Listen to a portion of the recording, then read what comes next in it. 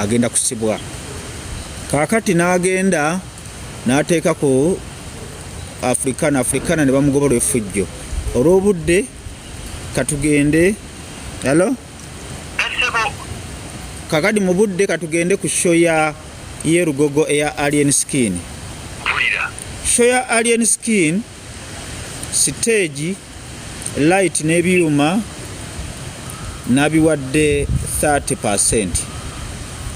Mu stage ezikyasinze okubeera eziri loko ennyo yali badde oba muyimbi ki, yali badde muyimbi wa kinnansi, muyimbi wa nnyimba za kinnansi, yali badde asaana okukolera ku stage eyo.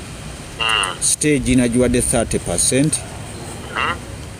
Ngabe yadde efaananiza stage ku show ezibeera Erugogo. Mujjukira stage ekyasinze okubeera eyakabi yali ya Acidic Vocals, yategekebwa Phenon Records, Steve Jean, yategekebwa Promoter of All Season, Abitex Promotions. Stage yamalawo millions 7.6 era bembanga sirimbe ye stage eyo ne ya Spice Diana gye yasookerako ze stage ekyasinze okubeereza ebbeeyi mu Cricket Oval.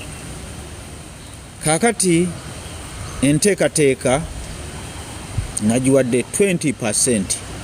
Enteekateeka nga bw'omanyi nti Generation Promoter ajja kuyigira ku mulimo Nobat event.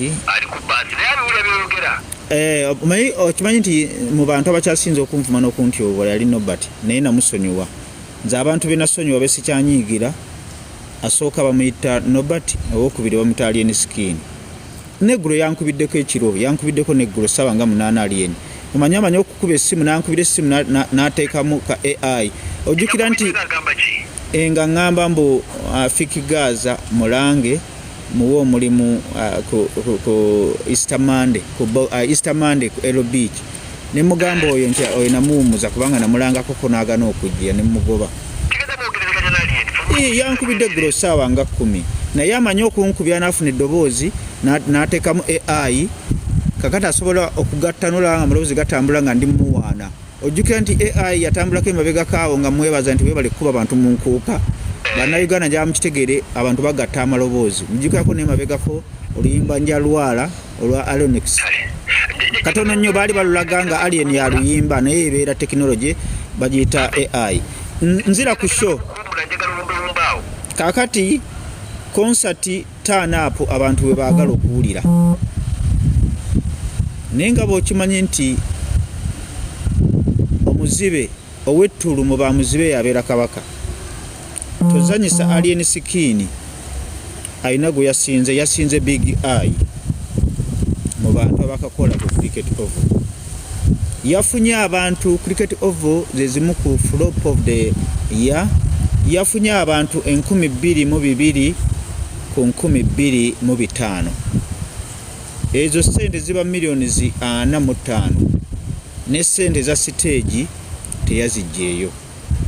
Ye concert ya musajja gwe bayita Alien Skin bw'atyo be yagudde okutuuka ku sseeryo. Naye era sisobola kumunenya, yafunye abawagizi be aba Alien Skin. Alien Skin abawagizi be bayina mu Kampala baalabikidde jjo Erugogo. Ayinamu abantu 25,000 era be baalabikidde ku Cricket Oval olunaku lwa jjo. 25,000 ekinene nnyo n'obuba omwongeddemu bwasiisi abeera mu 20,000 nga mu 7. Nakugamba bembanga njogera ku music industry kubanga njagala nze mu music, njagala music mu bulamu bwange bwonna. Era abakubanga yafunye abantu abasukka bano nali ekubi mutima n'engamba Abitex ebintu sikyabimanyi nkaddiye musajja kamuswaga kulembere nti ko kiyewa. Teriyo Kivulu mu Uganda, kino njalo okitegeere. Teriyo Kivulu mu Uganda kibeera mu Uganda nesimanya yakitegese, nesimanya abantu be yafunye, nesimanya sente zateereddwamu. Alien Skin eyo concert kakati teriyo kintu kiri expensive nga kuteekateeka Kivulu.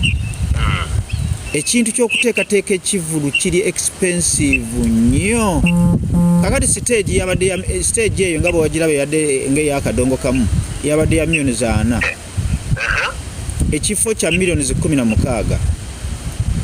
Enanga poliisi yabadde ya millions 6 ku 7. Enanga yabadde poor. Sanyuka TV yabawadde ndoza bawadde millions 10 ku millions 7. Kubanga badde bazaawo nkolagana ya alien skin. Zitera kubeera millions 10. Owulira bulungi? Nawuliddeko neera n'ekirala kye bobala barriers n'ebigwa bitalaze bibale millions nga 2. Ekitone ennyo zabadde expense ya share yawo zibeera millions 10. Ziba millions 10. Wetwogerera yakoze millions nga 5. Kale ekinene nnyo mu millions 6. Owulira? Ate baabo ba sponsor abamu bakuwa bulango. Ba sponsor be Uganda tebakyalina nnyo makulu gali awo. Ba sponsor concert ya Alien Skin kyeyongedde okumulaga. Omanyi ffe engeri gye nasanyuse nayingidde mu ddiiro n'enzina amazina amaganda be yavudde ku Hotel Africana yabadde tagenda kuswala bulungi naye be yagenza awagazi we yaswalidde obulungi era bakubeera ku Hotel Africana sigati tulina otunywera amazzi njogera bwogezi kituufu naye ng'oluusi ntera okuloga mu linnya lya Yesu. Kakati bannange mbadde mpunzika kampunzike tumuveeko tudde bugenze kadi mu bufunze Alien Skin yatyobokedde ku cricket oval naye yeetereze naye gwensabirira omusajja gwe bayita Nobat event. Nsaba Madam Narweiso muyambe ku Nobat event nga tanaba kweteeka muguwa President Museveni Alien Skin akuwagidde nnyo sali musale bali badde muyamba omusajja gwe bayita promoter Twizire Nobat nkimanya ali mu bus kati nabaweereza video call ali mu bus y'entwetwe yamine ekyenjojjo adda waka bwetyo concert ya Alien Skin